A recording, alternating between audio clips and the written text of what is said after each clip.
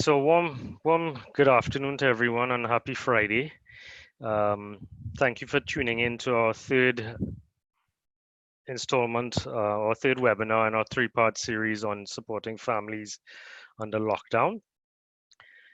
Today, we're very pleased to bring you a very relevant topic, something that's in the news recently as well, and something that I think families, parents, kids, teachers, schools can truly benefit from in terms of staying safe online and getting the most out of your online experience.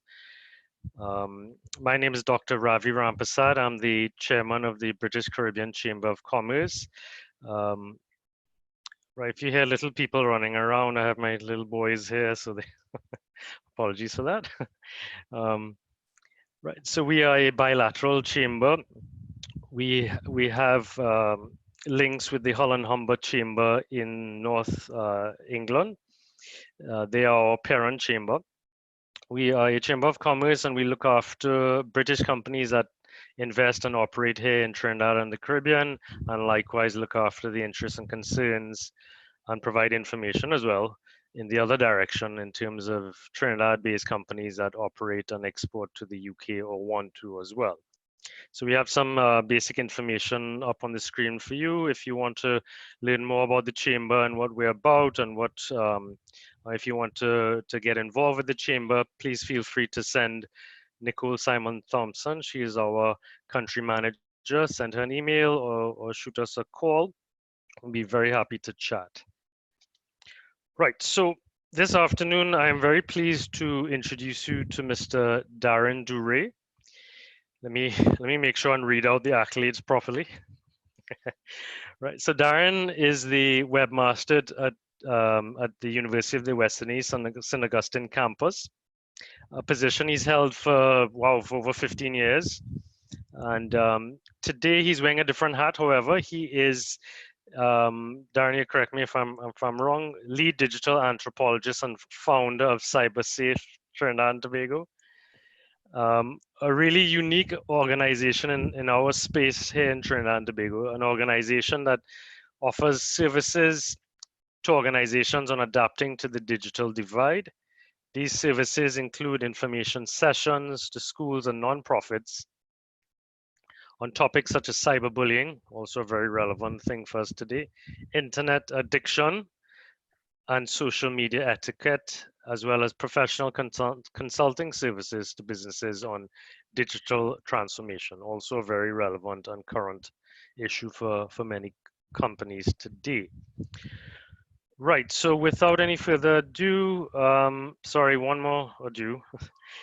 In terms of today's session, like the sessions in the past, you have a, let me stop sharing here. You have a Q&A box at the bottom. So for your questions, we're gonna go through, Darren is gonna go through his presentation, and then we'll have a Q&A section at the end. Please type out your questions in the Q&A as they come to mind. And at the end, we will go through those questions. So let me hand over to Darren. Darren, it's all yours. Thank you, Dr. Rampasad. Thank you, Rav. So let me get my screen share on here. Great. So I'm confirming that you all are seeing my screen.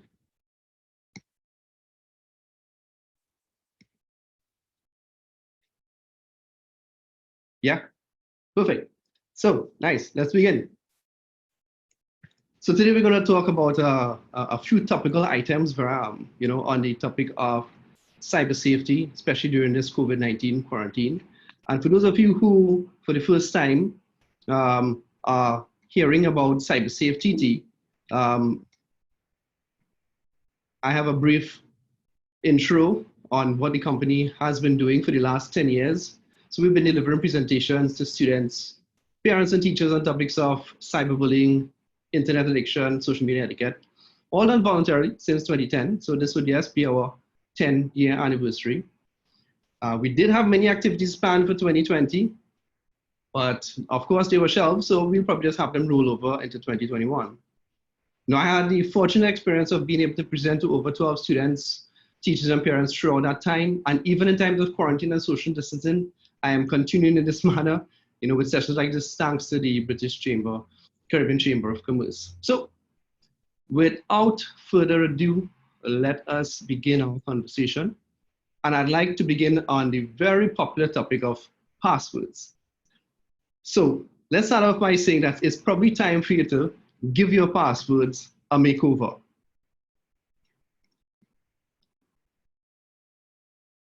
So now that you're going to be online, and not just you, but your kids are going to be online more than ever, there is really no better time to ensure that you have your security controls in top order. The fastest thing that you can do to actually beef up your security online is to change your password. So now you might think that you have a very strong password, so have a look at the example on your screen. And if you want, head over to cybersafeTT.com/passwords and use our password checker there. And well, if you're thinking that, hey, this is just an excuse for me to steal your passwords, well, then you're right. No, just kidding. For argument's sake, just change it up a bit to something similar that you have, and you'll be able to see how fast your password could get hacked.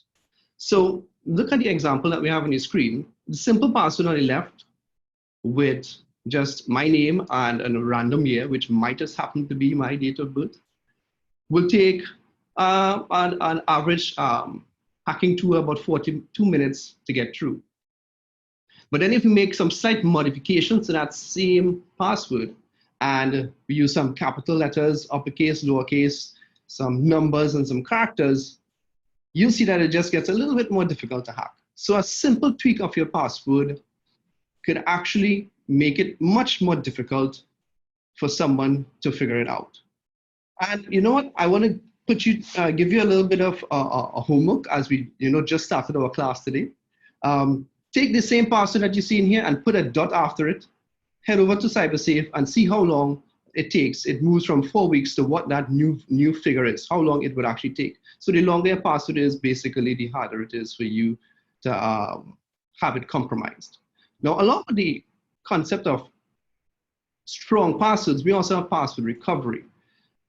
And it's very difficult for us to remember these complex passwords, and sometimes we might forget them. So it's really good to look at the systems that you're logged into, whether it be your email or your online classroom environment, and see if they have options for you to enter password recovery information, such as your email or your phone.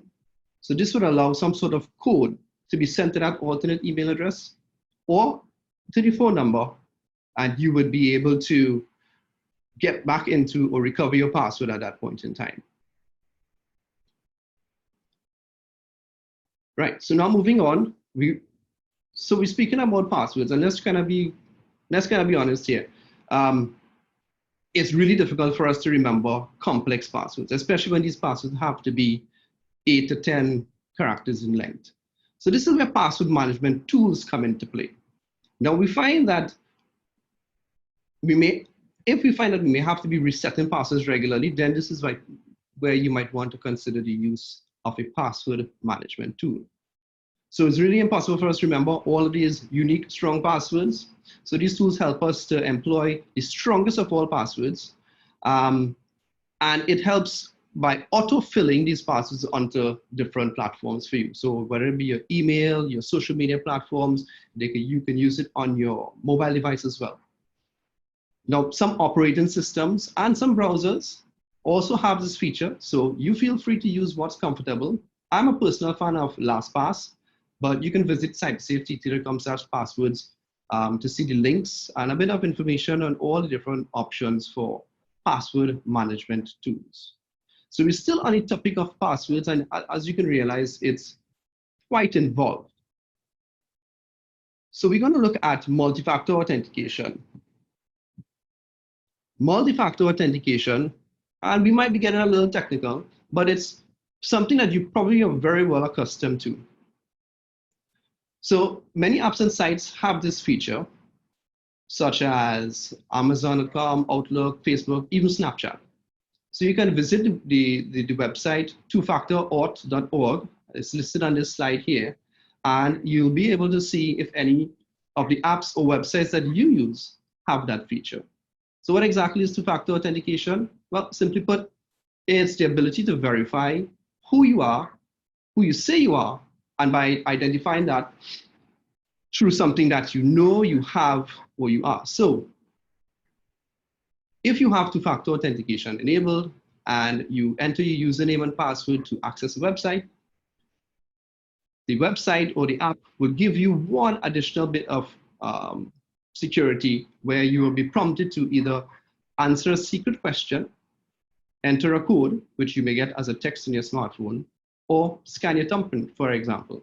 So all of these methods would somewhat ensure that a hacker cannot easily gain access to your account. And why it's important? Now that we have our work environment as well as our school environment online and digital, we're probably saving and storing a lot more and important as well as somewhat confidential information on the digital platforms. So it's very important that we ensure that we have our passwords up to date, because that's the easiest way in which a hacker can actually gain access into your system. So moving on from passwords, we're going to get into devices. So now I know some of you might have been forced to bring that old computer from storage now that everyone in the house needs to have a computer. So it is possible for us to use these old devices, but what I would recommend is that you probably wipe or erase all of the data from those devices before you actually start to use. If it's possible for you to format it, that's fine. If not, just make sure and browse the computer. Make sure you have no old set of software that might be doing things that you're not aware of.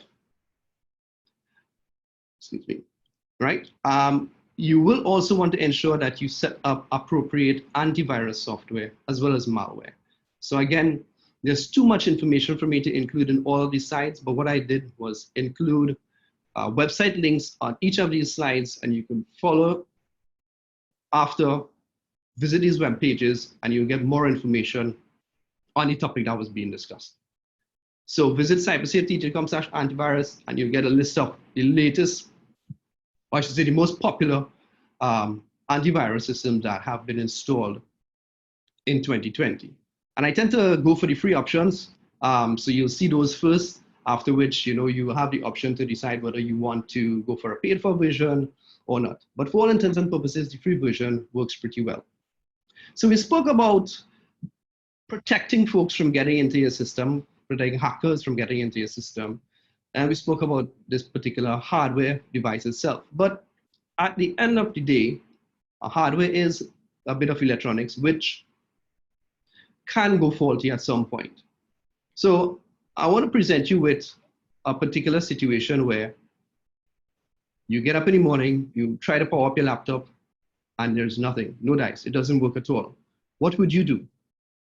Well, probably other than panic and run out of the house screaming, which is not the recommended solution, what you can probably easily do is revert to a backup. And this is where my strategy of a 3-2-1 backup will come into play. So by backup, I mean not just storing something on a USB key. And while that is good, that is just one part of the solution. So as this slide says, the 3-2-1 backup strategy is where you keep one primary copy and 2 backups, hence 3.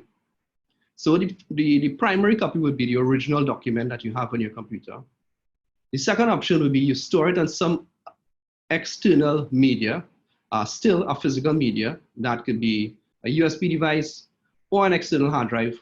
And then the last one, you could store a backup in the cloud. So in the event that your USB device goes bad or your laptop goes bad, you could always log on to a brand new computer or another computer in your house and pull that version from the cloud. So there are cloud services. So we're using the term cloud, and let's just explain what cloud means. Cloud services would be things like Google Drive, OneDrive. Some people use Dropbox. I'm not entirely a fan of it. But if you have a Google Classroom environment, then Google Drive would be the safer option for you to use. Or if you have an Office 365 platform, then OneDrive would be that recommendation there. So One other option that we need to consider in being safe in this digital time when it comes to devices is power. And I'm sure that some of us here may have more power problems than others, in the areas that we're living in. So it's really good to protect these devices, given that, we kind of married to these devices now. We're on them all the time. And the same thing can happen again if we power up these devices and using them and we get a power surge, and the machine itself, becomes damaged and unusable. What we have to bear in mind as well is we may sometimes all want to huddle around that one spot in the house where the Wi-Fi is the best, and everyone needs to plug in into the same spot. It really was only built for 2 plugs, but we have that power strip and probably about 6 or 7 plugs in it. That's a no-no. We could be overloading circuits, so we want to ensure that all of these things are checked properly. And you use your proper power protection, such as your line conditioners or UPS. Now, just want to give you a quick distinction between what a UPS is and a line conditioner is, because there is a big difference in cost. And if you decide to purchase one, it's best you have an understanding of what you're buying. So a UPS is an uninterrupted power supply, which will actually keep the devices plugged in for a few minutes after the power is gone. So it'll give you just enough time to save your work, close off, post update that I don't have power on Facebook, and then you can shut down your device. The line conditioner, however, will protect your device from power surges, that may result due to a power outage. It wouldn't keep your devices powered on after the fact, but it will help you, or it will become a buffer from every power surge that may happen. So the line conditioner itself might take the damage or the surge instead of passing it on to your device.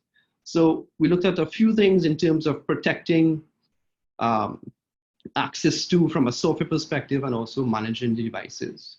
And on the topic of devices, I want to get into, and I just decided to put this particular slide in because we are really close to our devices and we don't know how close our devices are to us, because in truth and in fact, they are listening.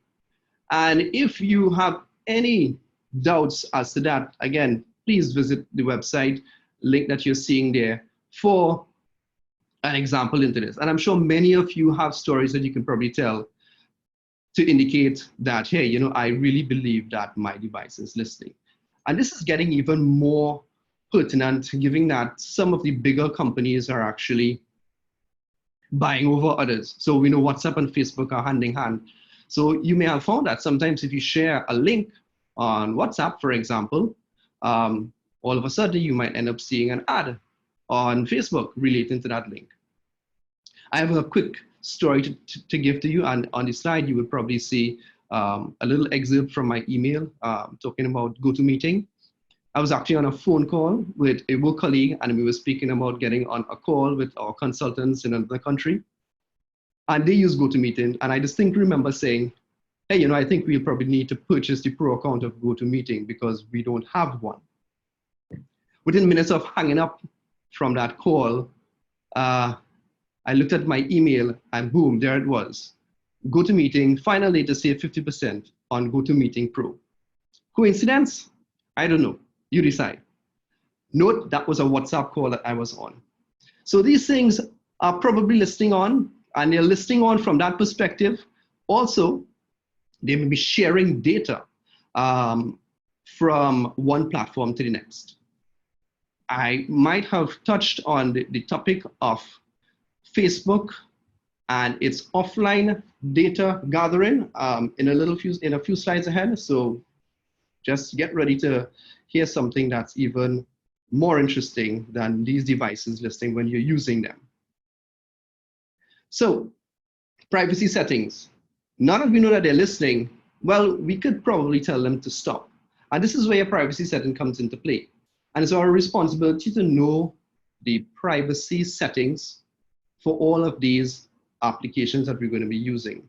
So take time to visit because it's really going to help you manage what you share and who you're actually going to share it with. So beef up those security settings and profiles for all of these apps, particularly social media apps. Again, the link on the page does provide some sort of guidance for the majority of popular social media apps. But as we know, these apps, new apps pop up on a daily basis. And so many kids are gravitating and jumping towards them that it's something that's going to be updated on a regular basis. The one app, however, that I want to focus on is the very popular Facebook. We tend to forget that we've done certain things on Facebook in terms of allowing access to third-party apps and adding friends. When last did you check your friends list? I think mine's is up to 700 or 800. I don't even think I know 700 or 800 people, but you know it happens over time. And it means that these prying eyes are seeing everything that you're doing, and you may not necessarily want that. So take the opportunity to browse through your friends list, the groups that you've joined, and see, whether or not you still want to maintain that level of connection on social media with those individuals and groups. Facebook has a nice feature called limit past posts. So even if you're inviting or adding new people onto your system, you can, not have them see what you've posted before. And I'm going to just jump straight to the one that's highlighted in red here. Review your off Facebook activity.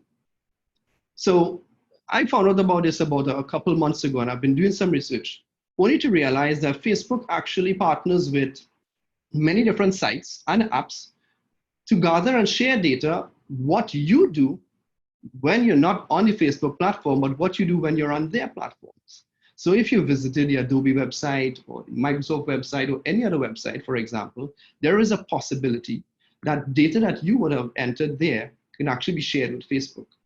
Why? Facebook would then use this information to curate ads that in their mind would provide you with the best experience. So if Facebook has seen or got information that you're interested in an Adobe product, you might probably be browsing Facebook and see an ad for Adobe Photoshop, for example.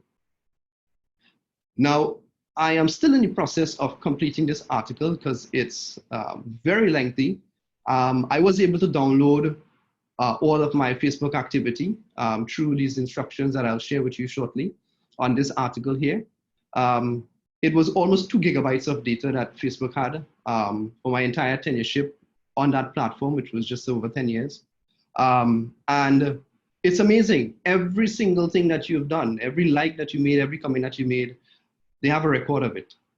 So just be aware that this information is actually shared not with just the Facebook community, but Facebook also gathers information about you from what you're doing outside. And it's called off Facebook activity, and you can find it under your security/privacy settings. So you can actually request your data from Facebook and other sites such as Amazon, for example, to find out everything that you've done, especially if you have Alexa devices and you've been sending commands to Alexa and Alexa has been responding. Take the time to go to Amazon and see what data Amazon has actually stored about you regarding Alexa and your activity. It's interesting. So we're going to move on to another topical issue here on the item of cyberbullying. So cyberbullying is something that I think has been happening for far too long, and it's probably getting worse as we get ourselves a lot more involved with the digital divide. I personally don't think that much is being done to address the issue, but we really have to be mindful that in comparison to traditional bullying, cyberbullying, can happen anywhere, anytime. The victim really cannot get away from it. And I think it's important for us to understand really and truly what cyberbullying is. It's not just logging on to a website and saying something bad about someone. But if you happen to cause defamation of character or state any sort of derogatory terms about an individual, make false accusations about a business and the product that they're selling, saying, that you found a piece of cockroach in your sandwich when that wasn't true. all of that can constitute under that term of cyberbullying and defamation of character and so on. And even though the cybercrime bill is still yet to be enacted, it is something that you can get charged for. And I will show you an example in a short bit as to how the current laws can actually be used to charge. And you may have seen that already. Now, along with cyberbullying, there is also the concept of cyber grooming. And if you haven't heard the term before, I'm just going to read it out for you here, definition. Cyber grooming is when someone seeks to build an emotional connection with a child to gain their trust. Now, this may or may not be for the purpose of sexual favors or whatever, but it has also been reported that it was linked to human trafficking. So this happens both online and face-to-face, and it's something that parents and teachers must be extremely wary of, as your kids are going to be using many new platforms, some of which haven't implemented the simple security measures to combat this problem. So be mindful and have the conversation with your students and your kids regarding speaking to individuals online, strangers, I should say, because the cyber groomer, for want of a better term, would pretty much tell them everything that they want to hear. They'll become their best friend, and they will get full trust of the individual up until a point where they may even start to request inappropriate pictures and share inappropriate messages. And you may find that your child is becoming a bit, wary about going online, or they may be playing along, and who knows where that could lead to. So we have to be very extremely careful with who our kids are actually interacting with, while we're online. And on the topic of interacting, let's look at online relationships. So a principal once said, teenagers meet their friends online, they date their friends online, and they break up with their friends online, and they never even met face to face. And that's just the reality of the situation that we are in, not just because of COVID, but within the last few years, where we spend so much time, I should say, online.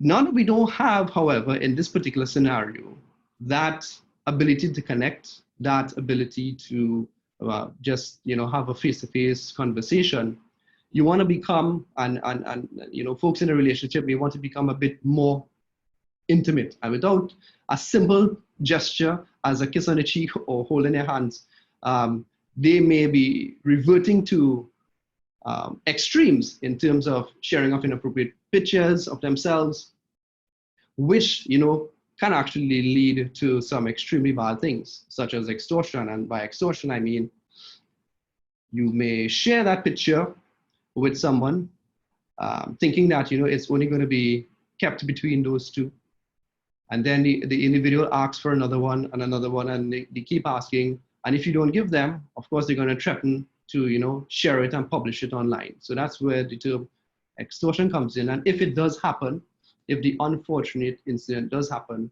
that it is shared online, then know that your digital footprint is going to become scarred at that point. And really and truly, and this is cybersafe speaking here, what happens online, what goes online really can't come off. It's going to be extremely difficult, very costly to remove completely, any things like that from the internet. And then nothing is really stopping someone from saving that picture on their device, and they themselves uploading it at any other time in the future. And it's generally going to be the most inopportune time. So we need to have that conversation with our older kids in terms of how they use the platform, what they're sharing on the platform, and what the outcomes can actually be. So we did speak about cyber grooming and cyberbullying, and I just want to touch on the concept or the topic of the cybercrime bill. So this is some excerpts from the cybercrime bill, and I really have this here for you to get a better understanding of what the term cyberbullying means, just to show that it's really broad. It's an extremely broad topic. So for the purpose of this bill, cyberbullying means to use a computer system repeatedly or continuously to cause fear, intimidation, humiliation, stress, detrimental to another person's well-being, self-esteem, reputational damage. So you see, it's wide, and the possible charges are actually quite grave as well, in terms of hundreds of thousands of dollars and years imprisonment.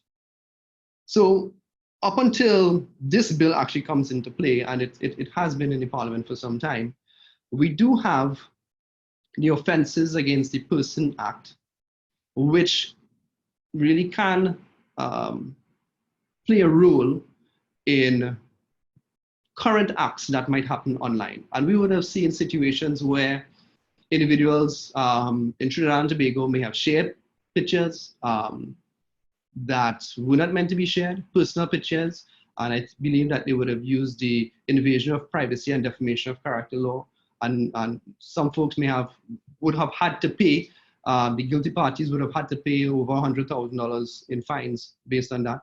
I've heard of instances where someone posted on Facebook an untrue story about a daycare, and another one where they posted an untrue story about an individual themselves, and that went to the courts, and quite possibly some of these parts of the law here were used, and those cases, they were meant to pay $20,000 and $60,000 accordingly. So these things happen even in the absence of the cybercrime bill. So we really have to be very mindful as to how we express our emotions on the internet, and what we say, particularly about other individuals in power who may have the wherewithal to take up these fights, against another person. So just bear in mind that it's not a free rein for everyone, and we have to be very mindful.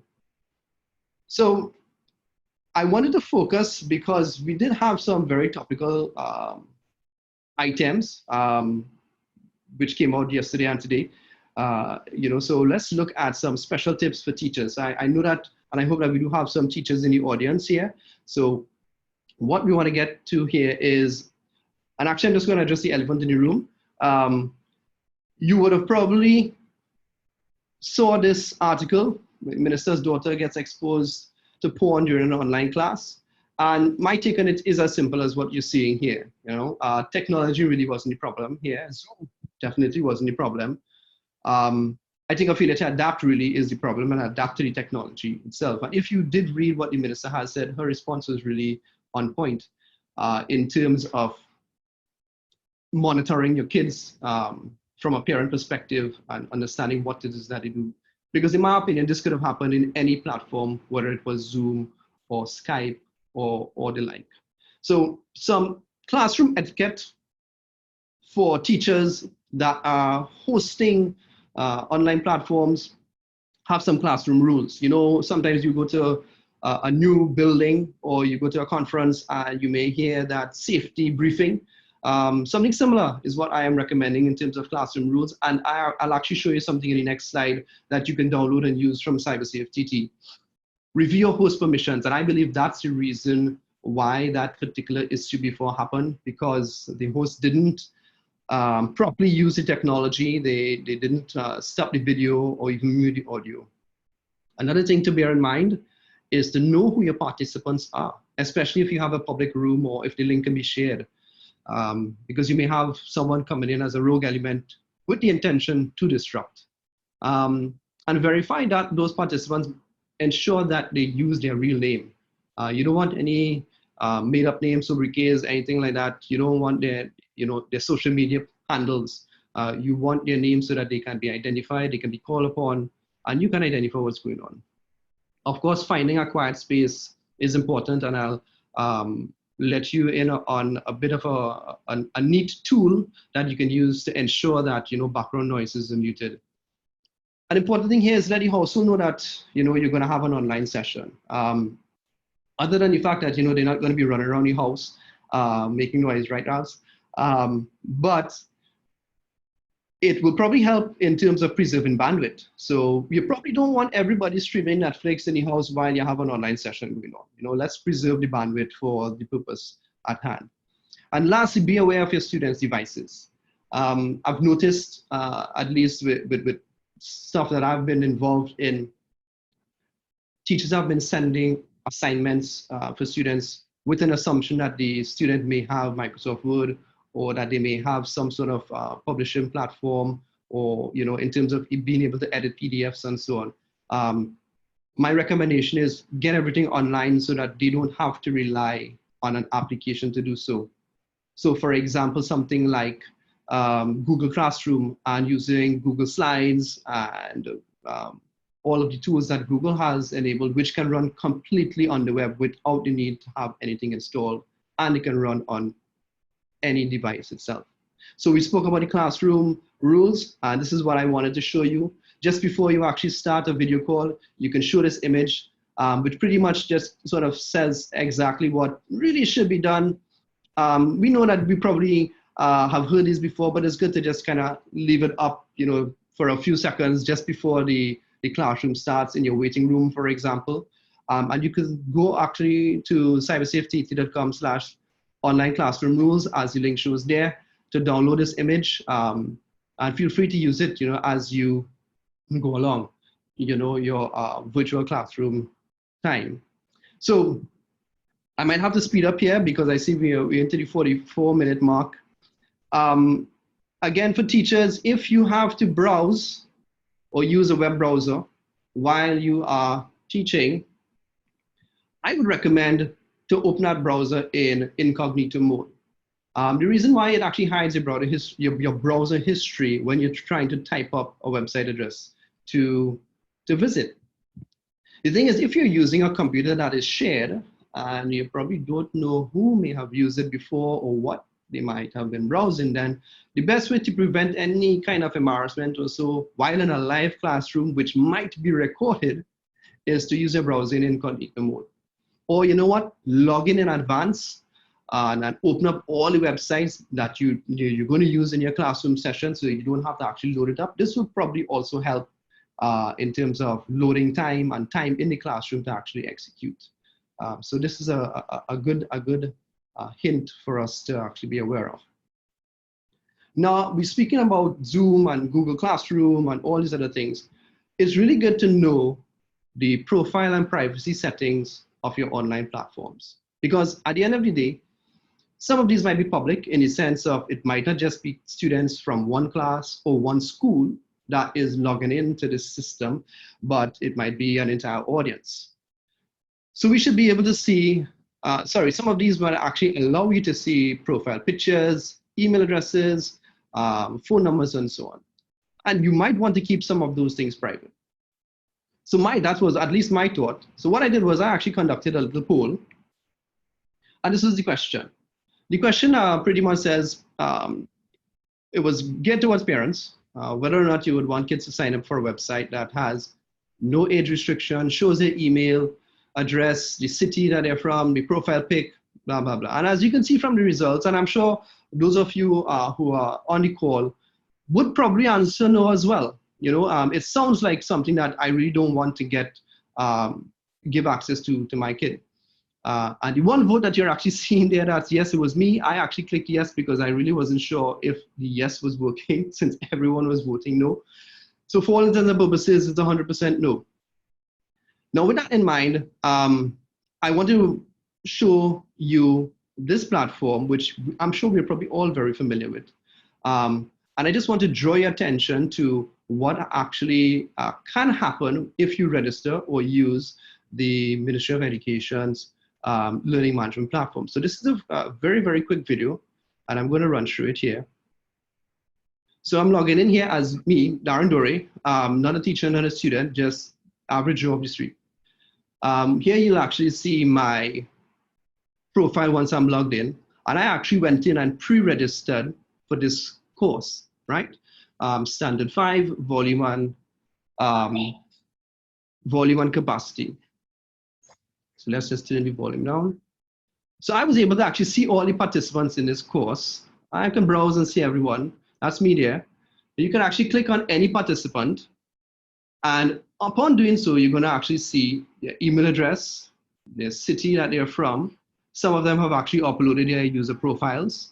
But that's not the worrying thing for me. The worrying thing is I can actually click on messages again and have a private chat and conversation with this individual of whom I really don't know.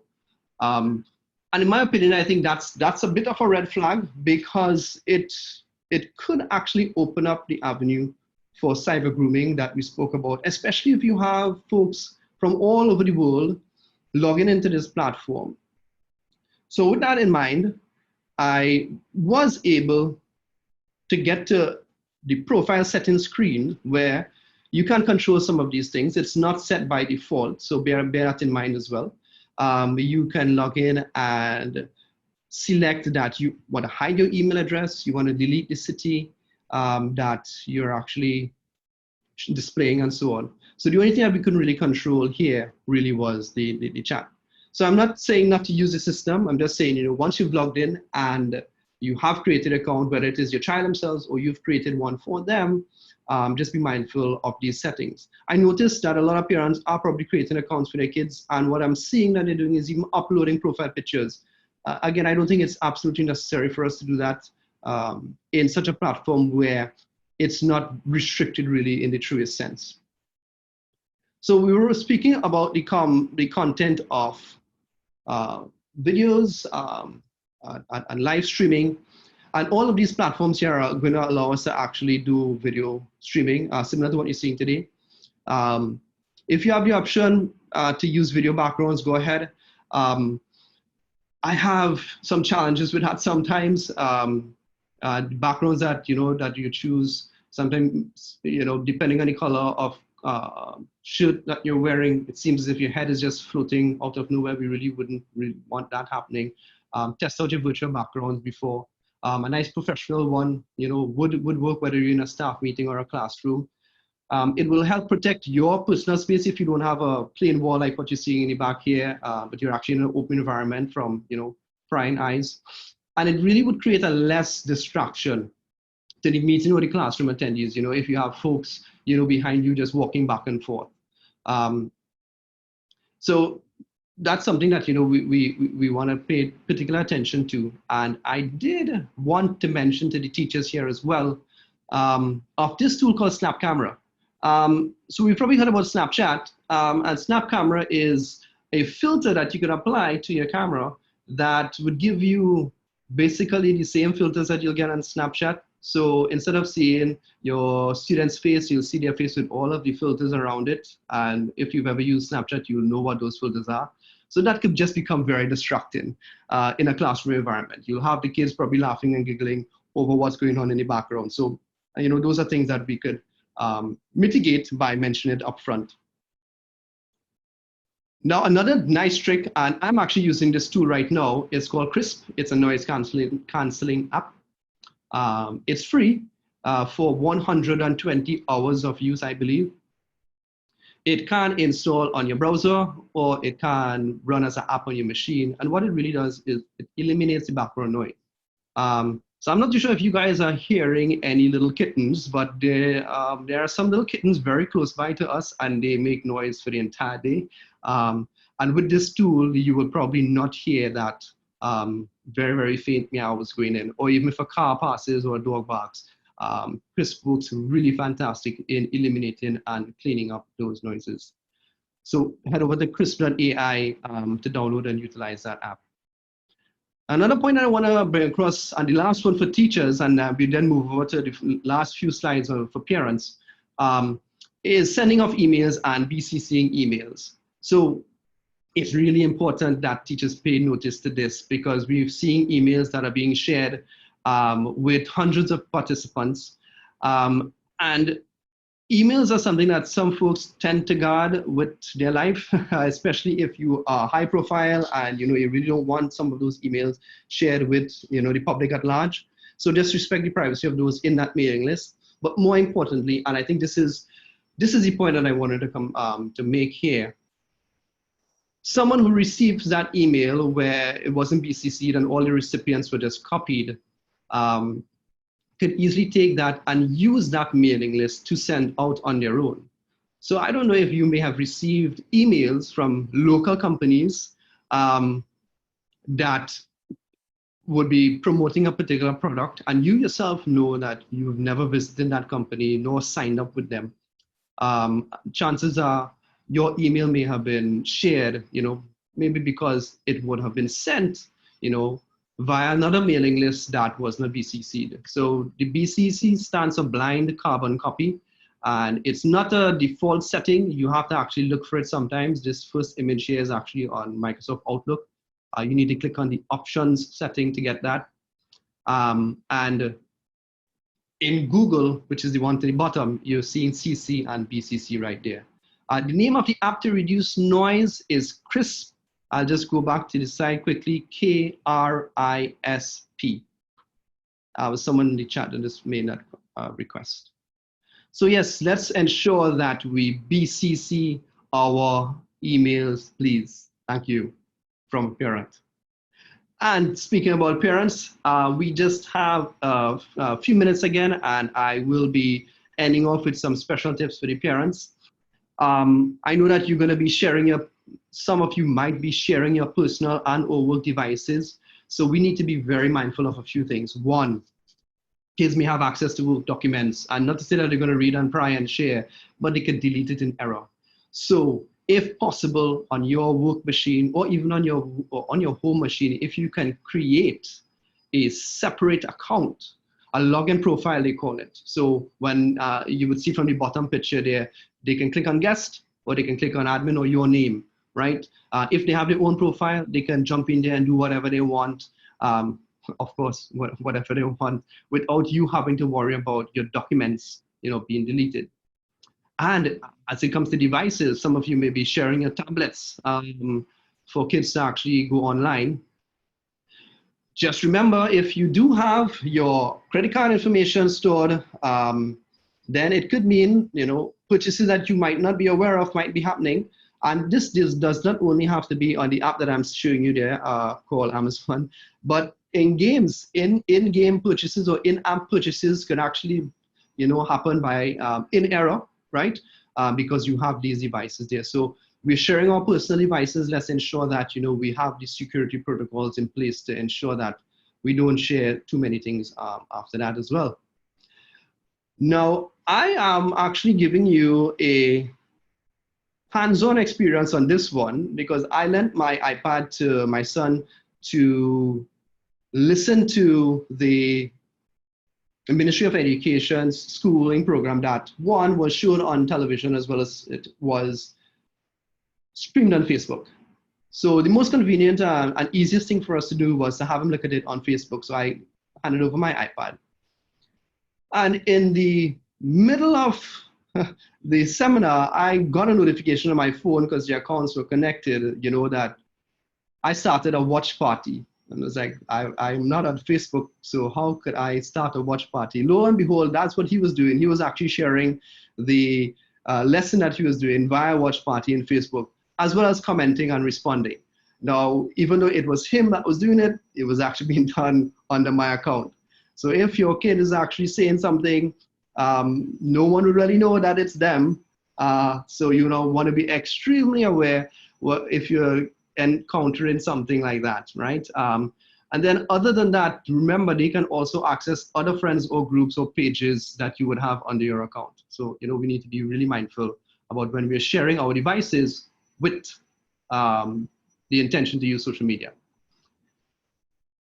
And as we're on the topic of social media and devices, of course, we have to speak about the very controversial topic of screen time. Yes, screen time. It's the one that really puts me in the red with respect to my beloved students who I really care for. But you know what? Sometimes we need a little bit of time away from the screen. So in adjusting to this new norm, however, I think I would recommend, allowing an increase in screen time, but let us be aware as to what sort of apps that they're using. So even though they may have to use more screen time to do their schoolwork or research, that doesn't mean that the screen time needs to be limited, for that as well.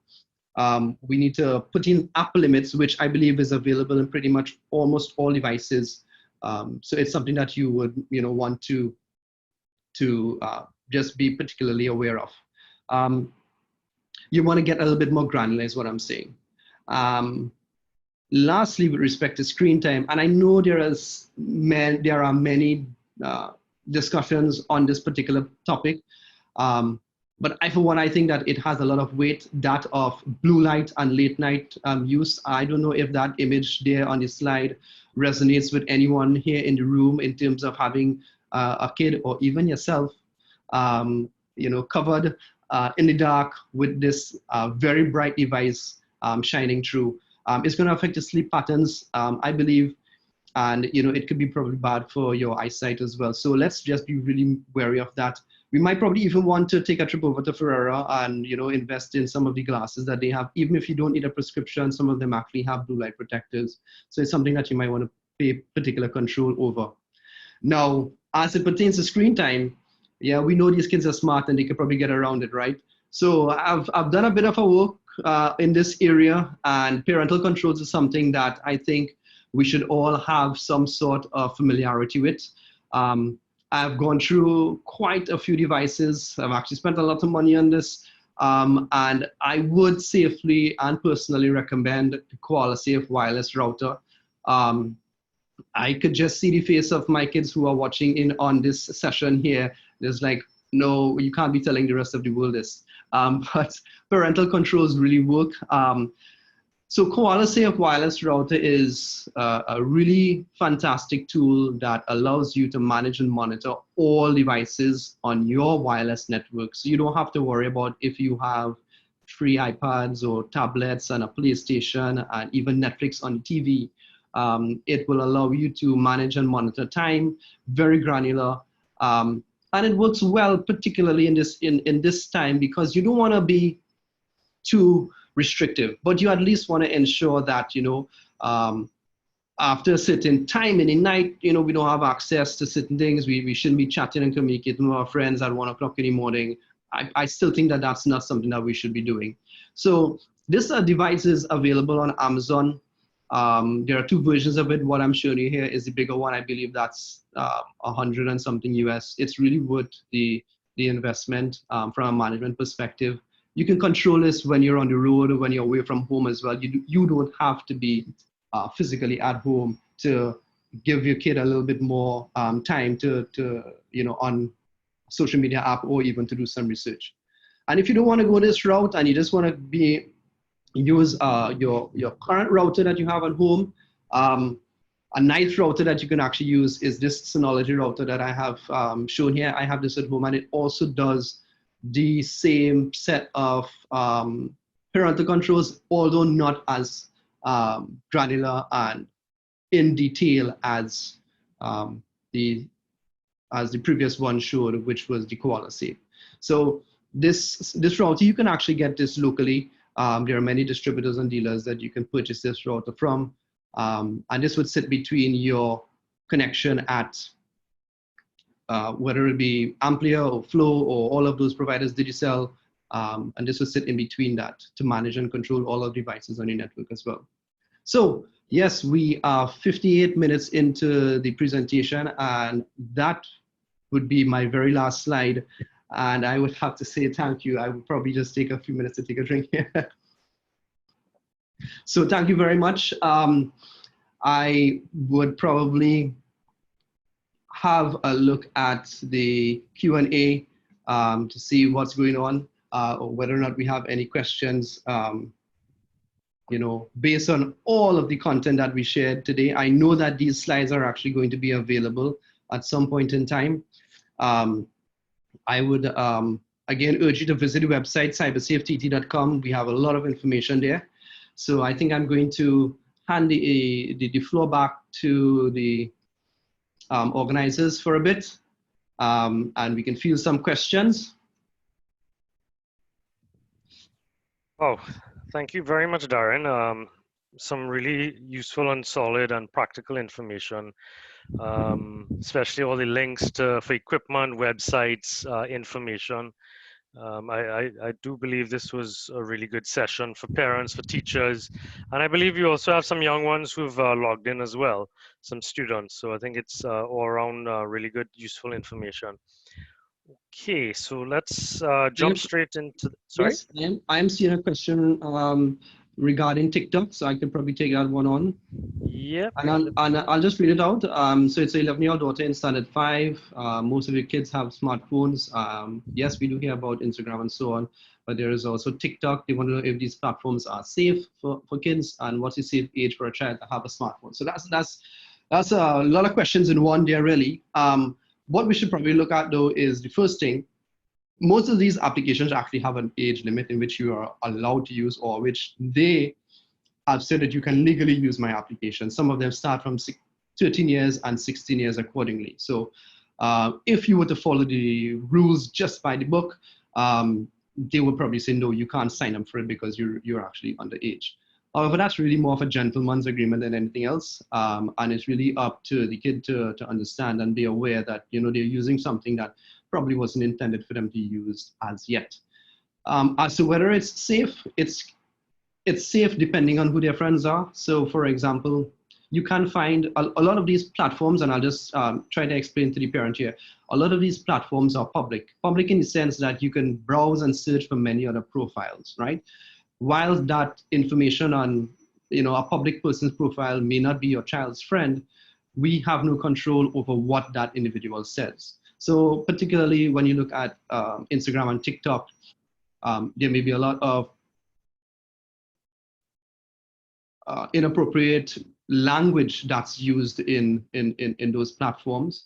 And we have actually seen some pornographic images being shared on all these various social media platforms. You would actually be quite surprised how much of that information is shared on Twitter, for example.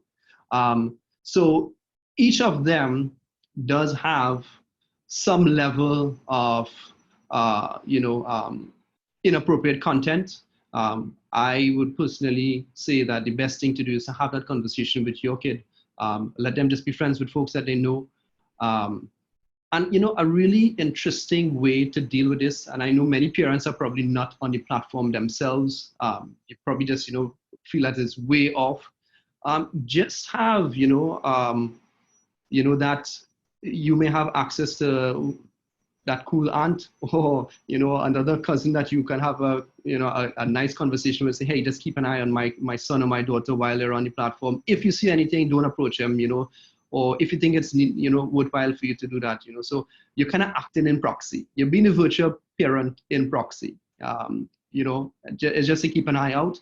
I would not ban the app, to be honest with you, because banning the app and banning the device is not going to solve the problem. It's not going to help us combat the issues that we're facing. So even with the example that we raised earlier, with respect to the pornography that was shared in the classroom, that doesn't mean that we're gonna just kill Zoom, right? Zoom really was not the problem.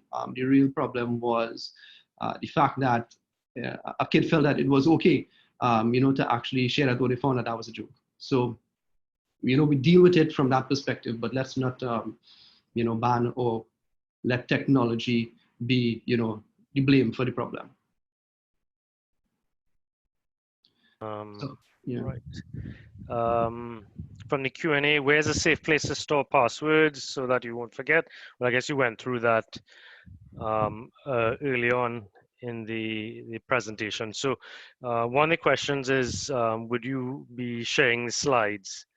And well, hopefully I can speak for you and say yes. Yes, no, most definitely. We'll share the slides. I will actually probably upload. I do have a section on the website where I upload all of my presentations. And the thing is, you can always browse cybersafety.com to get pretty much, I would say 95% of the content that was discussed today already. With respect to the passwords, I don't know if the person was saying, well, we could write it on a piece of paper and lock it in a safe. And, sometimes that might just really work. Put in your freezer. Yeah, your freezer. But at the end of the day, that could also get lost. You could get water damage. You could get, completely lost. And if you have everything there, then you're going to be in some problems. Which is why I recommend, those password management tools. So Right. head over there and have a look. There's another question I'm seeing here. Other than TikTok, what new apps are the kids using? Sometimes parents just not aware. Wow. I don't think I'm even aware of all of the new apps. TikTok is the one that's the current viral craze. There are a few sites, and again, if you pay attention to cyber safety blog, if there's a new app that requires parents' knowledge of, I would write an article about it. I would subscribe to blogs from all over the world as it pertains to all of these different type of apps. So I think right now the focus should probably be on TikTok. I think kids are very much not on the Facebook platform. They're moving away from Instagram as well. They're more into the video type environment. So even if they're on Instagram, it's more of the stories, which tend to just be available for a short time as opposed to being there all the time. So yeah, I think you want to have a look into that. And you will probably be able to find out what apps they're using if you were to get that Koala Safe device and plug it into your network, because it will record what apps were actually used. So even if you're not aware, you'll probably say, hey, so what's this thing that you're using here and what you're using it for? Okay. There's a question that relates to data being stored. Would you be able to delete this stored activity? So that's on your Facebook or Amazon or.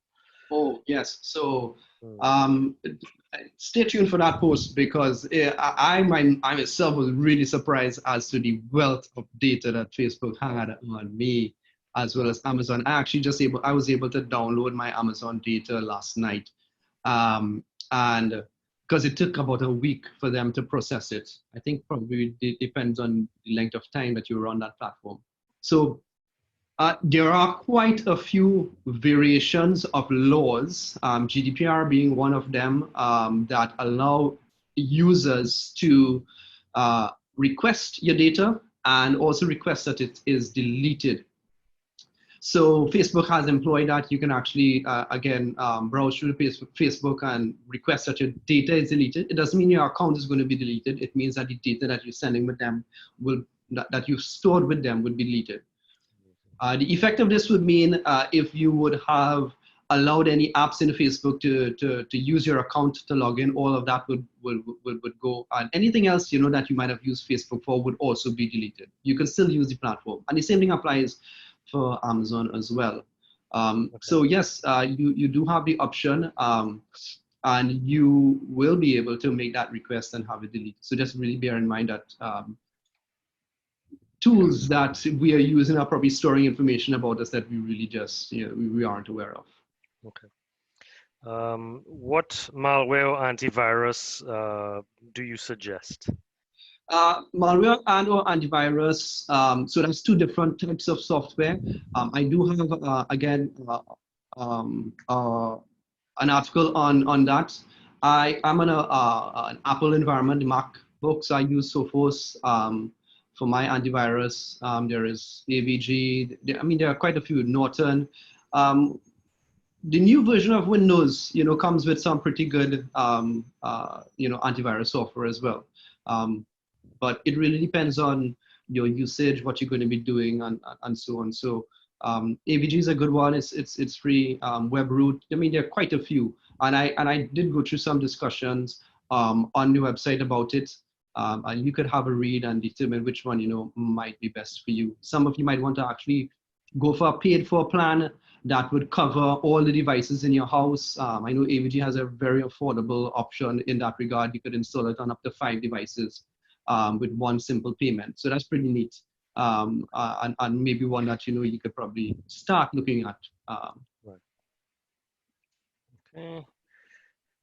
What's your take on Google's suggested password feature? Is this a safer option to explore? Yeah, so Google suggested password is just a complex password that is randomly generated by Google. Many other browsers have that. Safari actually has it as well. What I think you need to be aware of in that regard is Google will actually save the password for you. It will probably request that it saves the password for you in the browser. So it means if your account gets compromised, then someone can actually, browse through your Google account and get all their passwords. Now, don't get me wrong. It's not to say that, Google's going to get compromised. I think they would probably have one of the most stringent security protocols around, and probably, be paying people on a daily basis to try and hack their system so that they can do it before the actual hackers do. So yes, I would recommend, trying to come up with complex passwords is very difficult, especially if we have to do that on a regular basis. So yes, go ahead and use the tools that are provided. Just bear in mind, what you're using it for and so on. I think the key, and I didn't mention this before, but the key in all of this is you might want to repeat some of your passwords, and keep some of them simple for non-sensitive sites. Gaming sites that you're not going to store any information, personal information, that's fine. But of course, your online banking and your email, those are the two extremely important ones. You want to use some really strong passwords, and you probably don't want to use those passwords in any other environment. And other than passwords, really and truly, two-factor authentication is the way to go. A nice username and password, and then you get a text with a code, and you're going to be pretty good. Okay. Right. So this one, yeah. Okay. I was just looking at, so TikTok and privacy settings. Interesting. There isn't any really, to be honest with you. So TikTok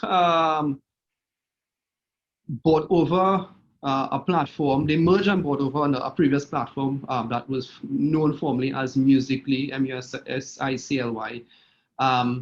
And they've been very open in terms of their account settings and so on. And to be honest with you, they don't even have two-factor authentication.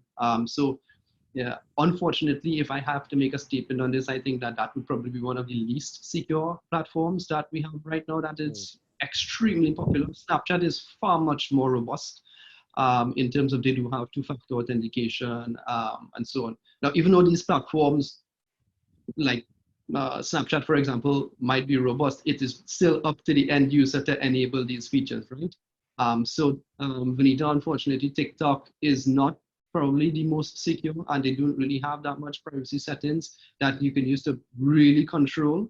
In that regard, is something that you're going to have to pay attention to and have that conversation with your kids in terms of how they use it and what they use it.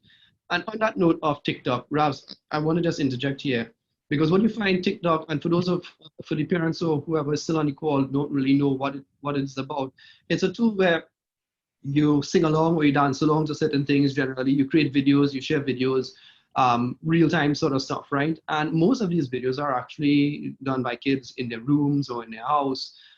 Now it's really only going to be in their room or in their house. So you run the risk of, your household being actually shown to the world, right? And you might not necessarily want some bits of information coming out there. And we know we have some really high-tech cameras and stuff, that could be very clear and focus on, the minute of details. So we just want to be very mindful as to where we do these videos. In the past, I used to tell kids, well, don't take a picture in front of your car, because your number plate might show, and then if you pull stop that, we really never know how nefarious some individuals can actually be. So minor things like that, we want to be aware of. And now that we're going in the realm of videos, it's something that you might, as a parent, might be doing 101 things to keep things quiet and secure on your end, and 5 TikTok videos could sort of ruin that in one day. Definitely. Concerning koala, will data be able to overcome it?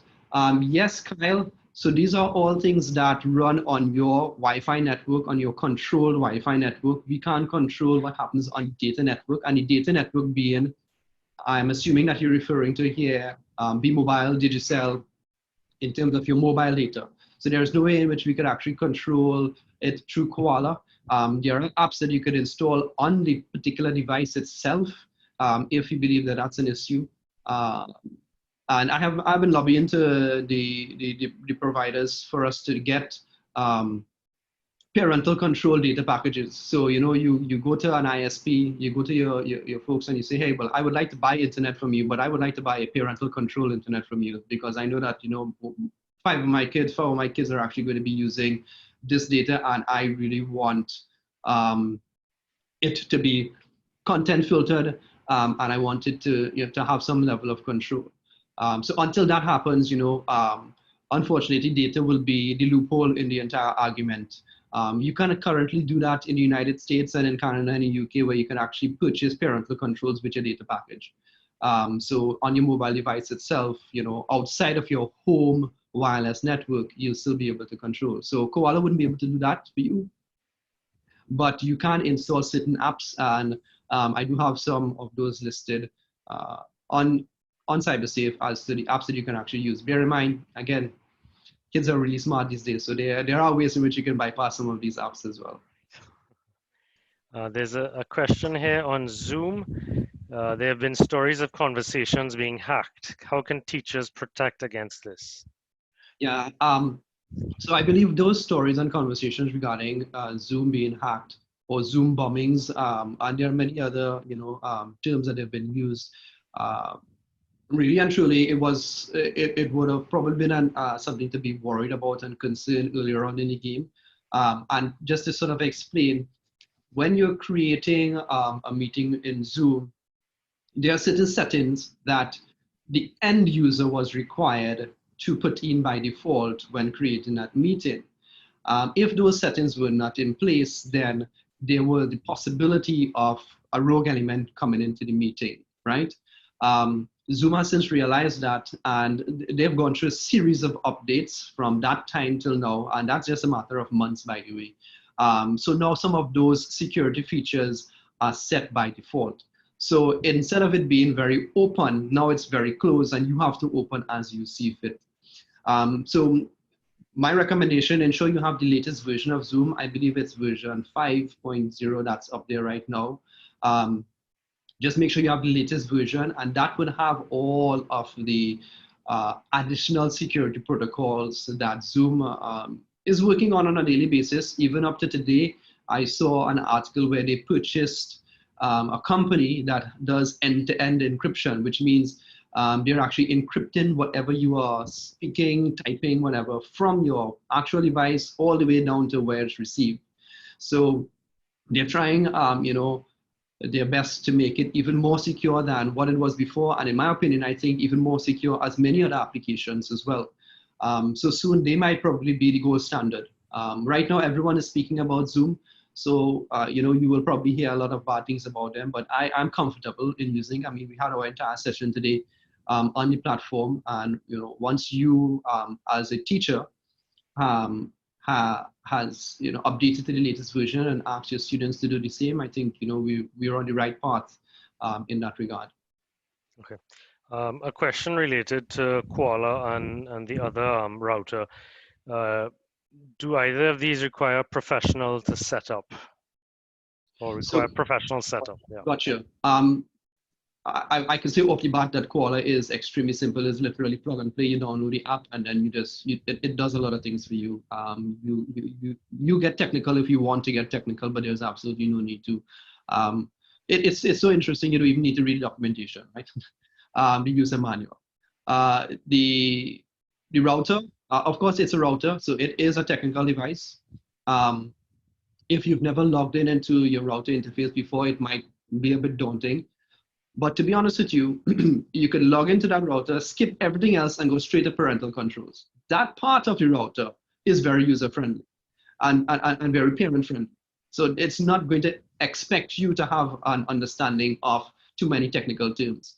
You can actually search for that router online, and their website actually has a whole section on parental controls, and it guides you through the steps. And you'll see that it doesn't ask you for any sort of technical information. So I would have gone through this with other options. There are many other routers that do have parental control. And yes, some of them are technical, and even the user interface itself is really buggy and it looks, really technical. But the ones that I've chosen and shared with you today are ones that I would have used myself. I actually have that Synology router at home. And it's simple to use from a parental perspective under the parental controls. So I would say yes to both for that question. Just that I think that the Koala Safe is far more simpler to navigate and to use. Okay. Karen has a question. How safe is LastPass? So like with many other tools, and I'll probably preface that by saying I think everything is hacked. We just don't know it as yet. um, Uh, fair enough. LastPass, yeah, LastPass did have a breach to their systems a few years ago. They indicated that it really was not, um, it was a breach that did not affect user accounts, but yet still they did advise their users to change their passwords. Uh, the thing is, I can't say that with any assurance that any of the tools that I recommend would be absolutely safe. It is in LastPass best business interest to ensure that they employ the best security protocols to ensure that they are doing the job correctly. I use it because I think it's pretty simple to use. It works on the mobile really well. Um, it's cheaper than the others because I think its user base is bigger, so they can afford to actually charge a lot less. Um, but the thing is, if you're a skeptic and you think that listen, any sort of passwords online going to be hacked, yeah, well then maybe the good old pen and paper might work. But just remember that there are limitations to that. In terms of what you use it. I, for example, do not use LastPass to manage all of my passwords. I would use it to have strong passwords for many sites, but online banking, that password is stuck here. Some email passwords are stuck here as well. So personally, I just have to remember 2 or 3 really strong passwords, and I'm gonna let LastPass handle all the rest of them. So even if in the very worst case it does get compromised, I don't have to worry about my secure and sensitive data, being lost. So Darren 1978 is not your banking password. It was in 1978. Okay, let's see. We have, because I know we're over time, but we have some good questions. Um,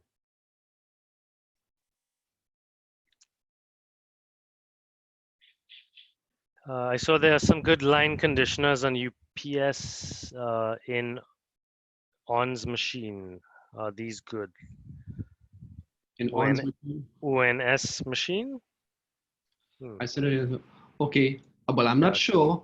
Um, so given that we have this particular quarantine situation, um, I know one of the only places you could probably get stuff right now is PriceMart, and right. they do actually have two. So I know sometimes autocorrect could do really crazy things, so that could very well be PriceMart that the person was asking there. Right, right. Um, so PriceMart does have a really good 1500 VA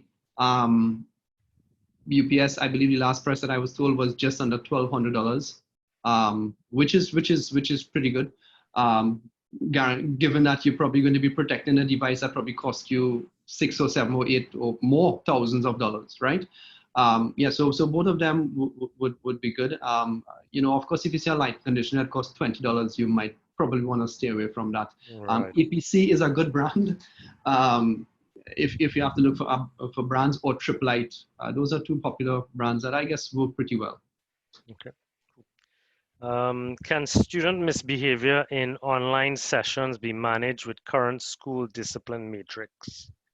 Well, I don't see why not. Because even though we have, and I'm not an administrator, so I can't speak,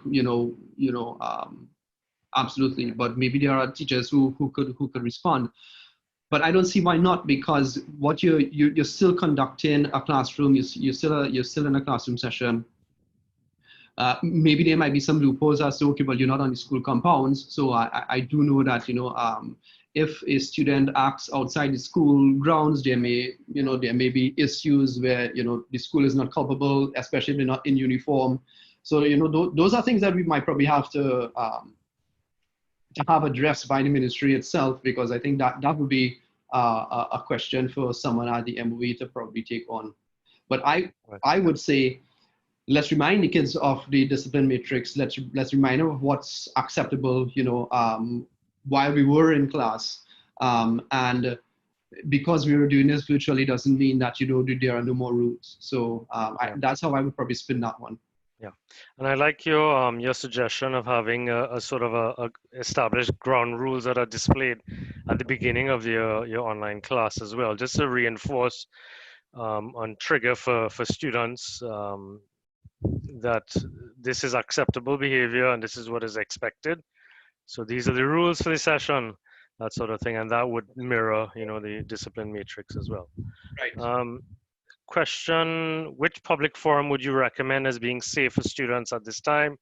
I guess you sort of answered, well, you did answer in terms of saying Google Classroom, Zoom, WhatsApp, Flipgrid. Right. And that, to be honest with you, I think they're all applicable. We just need to understand, as in, whatever you're going to use, look at all of the security settings, all the profile settings, ensure you have a good grip of it. Mm-hmm. Some of them might be more safe off the bat than others. So, you might have a little bit more homework to do in some than others. So yeah, what you might probably want to pay attention as well to is the ease of shareability. So, if you as a teacher, you want to limit your stuff to just your students and you prefer not to have your content shared outside, then certain platforms might just make it very easy just by their nature for it to be shared. So like if you share work on WhatsApp, that's pretty simple to do for us to share. If you're having a session on Zoom, that's limited by a URL to log in. But no, it's going to be a little bit more difficult to share that content. Same thing with Google Classroom. If you're using Google Classroom for education as opposed to the public Google Classroom, which again, if a student just gets a code, a teacher might see a random student joining their class. So it really depends on how the platform is used. Okay. This one is an interesting one around cyberbullying. Is it considered cyberbullying if a parent posts a picture of their child or children without their permission? No, I don't think you would call that cyberbullying. Again, remember, kids are under your ward at least until the age of 18. So you pretty much don't require their permission. I think the way to rephrase that would be, would you be breaching, their, or creating a digital footprint for them without they knowing, right? And this is the important part. So let's just say that you did have strict rules in place and your kids were not actually allowed to go online or social media for a while, and until, let's just say, the age of 16, right? But up until that point, you were posting pictures from when they're born, all the way up to that point. So their name and their pictures have already been imprinted on the internet, and there is a digital footprint. So you may actually be able to search for their name on Google and get some information, even though they have never themselves created that information, right? When they do become of legal age, then they may find that to be a problem, because as far as they're concerned, I am now starting to create my digital footprint because I was actually not allowed to do so before. However, I am seeing otherwise. So that might cause some problems. Now the cyberbullying thing would come in where, let's just say you uploaded a picture of your kid, and another student or kid is actually on the same platform and they see a picture, they can actually take that picture, right? And as the term says, Photoshop it and do whatever they want and use it for nefarious reasons, especially if they know that your kid is not on the social media platform. It gives them more reason to try and embarrass them in a place where they are not. So you might just want to be very mindful of what it is that you post and who is actually seeing those images. So that's where your privacy settings come into play. Like, who can see your future posts and your past posts as well. Yep. Right. I'm seeing a question on House Party. So House Party is another video chat tool that it's super easy to use. You just download it and you send a link and you invite someone to a party. It's really just video conferencing. I've seen it used for so many different reasons, to be honest with you. People actually have gym sessions on House Party. All of the participants log on to House Party and they do their little exercise session. I haven't heard any reports of it being hacked or in terms of the content that's actually being shared. So for all intents and purposes, I think it's still a new app. And it hasn't become uberly popular like some of the others as yet, so that people haven't really been, using it for nefarious reasons. But all of the conversations that we had prior to now regarding how to use an app, not just a particular app, still apply. So have that conversation with your kids in terms of let them know what you're going to be using the app for, where you're going to be using it, whom you're going to be using it with. All of these things should be shared So whether, tomorrow a new app comes out, Quarantine X, and we all downloaded it and having fun with it, it really doesn't matter, because you as a parent or a teacher would be comfortable in knowing that you would have set out the appropriate guidelines for use of the technology. And really and truly, we need to have some level of faith and trust in our kids and students that they will, employ these appropriate measures. Right. I think this is the final question. Oh, one one more question just came up. What about location settings for certain apps? Should this be disabled so as to prevent others from getting information on you that you don't want to share? Yeah, so from my perspective, location services for anyone under the age of 18 really and truly is not needed, to be honest with you. If someone genuinely wants to track your location, they can quite easily do so. And the thing is, they don't need to do so remotely. Sometimes, you may just leave your phone down and someone quickly runs through your phone and just go straight into your settings, and it can actually see exactly where you've been. So in my opinion, location settings have been developed. So location settings have been developed for businesses and other applications to know where you are at any one point in time to probably try and target you with particular ads. So for example, if I've checked in into a business ever so often, right? Let's just say I would have checked in into Starbucks, right? And I drove past Starbucks one day, but I'm not actually going to the establishment. I might get a pop-up on my phone if I'm on Facebook, for example, as I'm driving past, saying, "Hey, look, there's a special in Starbucks now," right? And it would do this because it would have seen that I would have checked in into this location a few times. That means I have interest to be there, and in that regard, it will send me ads. Secondly, if you go to, for example, when things go back to normal and you go to your gym and you check into your gym. Now, many people check into the gym. You probably don't speak to a whole host of people, but all of a sudden on Facebook, you're going to see friend suggestions, and you're seeing that dude who was in the gym with you that you never spoke to. And you're wondering why, how did that happen? Again, it's location settings, right? Those are some of the reasons in which it's actually being used. So the thing is, the apps can track you, right? But the same way in which the apps can track you, you may also be posting where you are. So for example, you go to the gym or you go to Facebook and you checked in and you put it onto the social media platform. So this is where I think folks who are really under a certain age, they're not driving and so on, and they have to rely on some level of transportation, that they shouldn't be sharing what location, their locations. I've always mentioned to parents when I have that conversation with them, if you're traveling, for example, wait until you come back to post up all the pictures and to check in and so on, especially if you believe, one, that you're in an area that can be targeted by burglars, or you have someone who may, want to be doing something, nefarious on you. So the whole instance with respect to location is really a personal one, but my recommendation is yes, younger folks really should turn those things off. And even if you yourself as an adult using it, you need to be very wary and mindful as to how you're using it. Okay, so I think these will be the last two questions. One is how to filter some websites for children and family on the router. Well, I guess you sort of answered that. Yeah, and just not all routers will have that built in by default. Parental controls, actually not all routers have that built in by default. Okay. If you have a router at home, the first thing to do is just check the make and model of the router, go onto Google and type the make, model, and parental controls. If it's there, then you can see, okay, good, now I could probably log in and try and figure it out. But if chances are it might not be there, because that's a, I shouldn't say a relatively new feature, but the router that you might have might probably be since you got internet at home, which might be 5, 6, 7 years old, right? Right. Okay.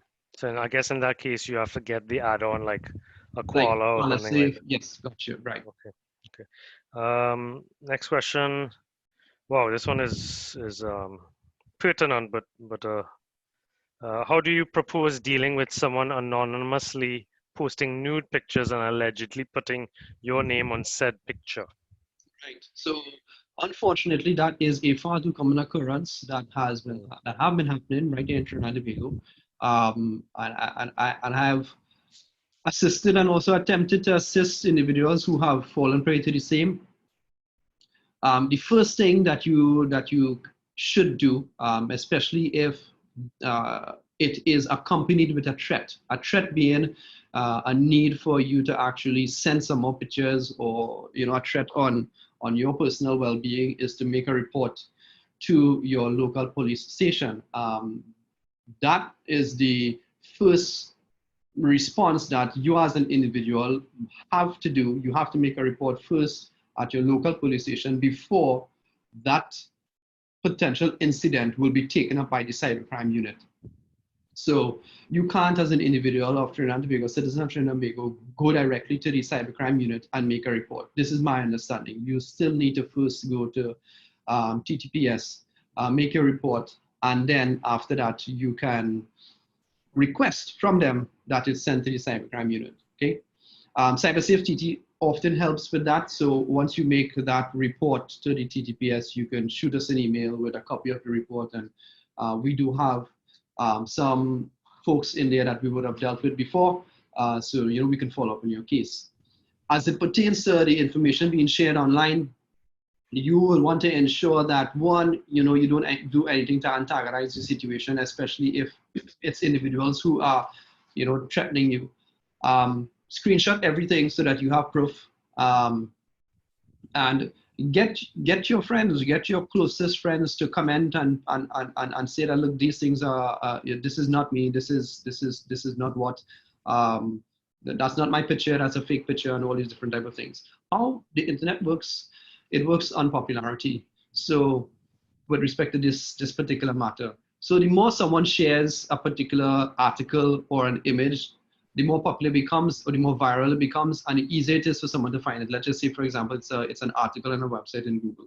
So what you can probably do is you just combat that. So fight fire with fire. You post up positive things that have your name in it, post up positive things about yourself. You write blog posts, you create a website, and you just write things positive, post up positive images, include your name, because the thing is, if someone is searching for that dirty stuff that might be tapped to you, they will be searching for your name.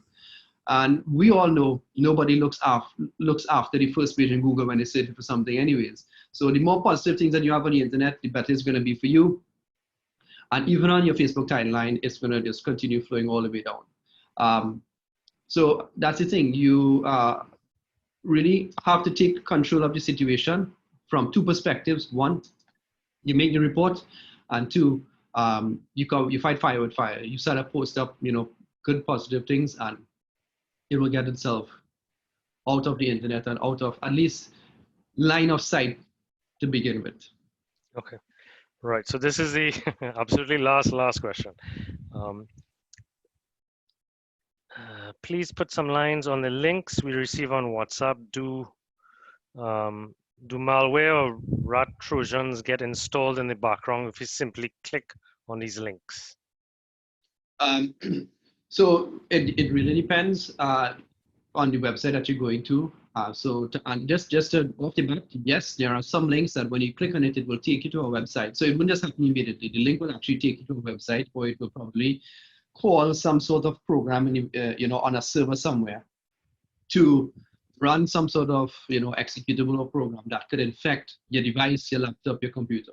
Okay, so that is a possibility. Of course, before we spoke about that having good malware software, antivirus software will combat that, and having the software both on your device as well as your laptop. So device, I mean like your phone. So clicking on it, even if the link is a bad link or an infected link, it will prompt you before saying, hey, are you sure you want to visit this? And many browsers have actually done a lot of work in this regard. So if the link, for example, is on Chrome, Google Chrome, and you click on the link, it'll tell you, hey, we think that this is a phishing website, or we don't think that this website is safe. Are you sure you still want to go there? So that's one thing. If, however, someone sends you a link in an email, and or the email has a PDF document attached to it, or even an executable, that in itself could also have a Trojan that could affect your machine. But then again, you could circumvent all of that by having a good antivirus or anti-malware software installed on your machine that would, do real-time scanning. And by real-time scanning, I mean you receive an email in your inbox, you open it up. Chances are the antivirus software probably take away that malware or that virus and just alert you, say, hey, you can't read this message. So yes, it does happen, but having a good antivirus software and anti-malware software will circumvent that going forward. Okay. Right. So thank you so much, Darren. I mean, wealth of information that we were able to squeeze in. I mean, again, like last week, we've gone over time, but I think the types of questions we were getting are real world questions that people face on a daily basis. And I think the guidance and support you've provided is really very useful and practical. For me, the key takeaways are that as parents and teachers and users, you have to be vigilant. You have to do your part as well. As we were discussing before, there's no magic bullet that will solve everything. That app has not been created as yet. um, but we have to be prepared. You have to plan. So if you're a teacher and you're doing your sessions, make sure you have all your ducks lined up in a row. If you're a parent, you make sure you know what your kid or kids are doing. It doesn't mean that you have to be hovering around them, but make sure that they're protected and they're being safe. In a sense, you give them the responsibility as well. And I think it's, to me, leading off from the other two sessions as well, it's really about communicating with your family and your kids and your schools, and having that sort of dialogue going. I think that is a very powerful thing for helping to keep families safe and healthy and well, especially under this sort of period of uncertainty and fluidity. Right. So, Darren, a huge thank you for this effort and for the work that you've been doing over the last 10 years. I'm going to stick my neck out here and say that if anybody wants to get in contact with Darren, please visit his website and please drop him a line and continue with the conversation, have it going forward. And I believe I can speak from us as well. We want to continue the conversation with Darren and see how we can partner on some initiatives and get some stuff going around keeping our young people safe while they maintain their productivity. And I want to say thank you to Nicole and the team as well, the advisory board of the chamber, and a special thank you for all the participants who've logged in today and for the last few sessions as well. I'm hoping that we've provided value with these sessions, and Nicole, I believe, will be sending out the link. So I believe we've created a YouTube page for the chamber. So the last few webinars, the videos will be posted on that page, so everyone can have access to it as well. So if there's stuff that you've missed, you'd be able to get it on the video, and also the links to the presentations as well. Right. So Darren, any closing remarks? No, I think you hit the nail on the head there. The key thing really is to continue having those conversations. Really and truly, as I said in one of the slides, technology isn't the problem. It's our failure to adapt to the technology. Having a conversation with the kids and with other adults as well in terms of using the technology appropriately.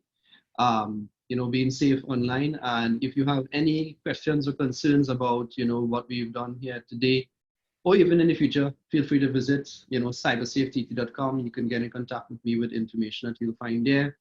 And a huge thanks to the team over the British Caribbean Chamber of Commerce for allowing me to take up, I don't know how long we've been doing this, about 46 minutes of your time this afternoon. Well spent time. It was a pleasure on my end, and yes, thanks to all of the participants and all of the questions. I think we had a really productive session this afternoon. Definitely agreed. All right, so everyone, please have a good weekend as we continue to innovate while we're indoors, and continue to be safe and be well. And look out for further webinars in the weeks to come as well. We have some exciting stuff, and we'll be in touch with the next series. Thank you again, and everyone take care. Bye, everyone. Bye.